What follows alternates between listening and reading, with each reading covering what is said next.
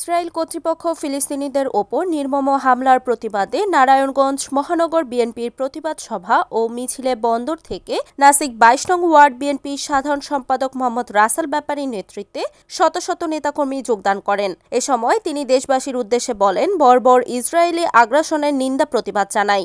ফিলিস্তিনের নাগরিকদের ওপর চালানো গণহত্যার প্রতিবাদে আজকে আমরা বন্দর থেকে নারায়ণগঞ্জ মহানগর বিএনপির উদ্যোগে ইসরায়েল কর্তৃক ফিলিস্তিনিদের ওপর নির্মম হামলার প্রতিবাদ সভা ও বিক্ষোভ মিছিলে শত শত নেতাকর্মী নিয়ে যোগদান করি।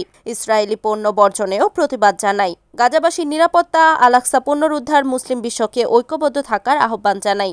আমাদের উদ্দেশ্য একদম ক্লিয়ার কাট উদ্দেশ্য। আমাদের ভারপ্রাপ্ত চেয়ারম্যান জনাব তারেক রহমান ওনার নির্দেশনায় সারা বাংলাদেশ ব্যাপী, সারা বিশ্বব্যাপী নেককার ইসরায়েল যেভাবে আমাদের মুসলমান নিরীহ ভাইদের, ফিলিস্তিনিদের রূপে যেভাবে তাণ্ডব চালাচ্ছে, এর প্রতিবাদে আমরা নারায়ণগঞ্জ মহানগর বিএনপির পক্ষ থেকে আমরা তীব্র নিন্দা ও বিক্ষোভ জানাচ্ছি। আমাদের একটি কথা, আমাদের শরীরে এক ফোঁটা রক্ত থাকতে ওই নেতানিয়াহুর জুতাটা যদি আমি আমার জীবনে একটা গালো দাঁড়ি মারতে পারি, তো আমি মরে গেল, মনে করো আমার জীবন ধন্য। এই নেতানিয়াহু, এই রাবিশের বাচ্চায় যেভাবে একদিনের শিশু সহ 100 বছরের মুরব্বীকে নিরীহভাবে গণহত্যা করতেছে, এই গণহত্যার তীব্র নিন্দা ও প্রতিবাদ জানাই।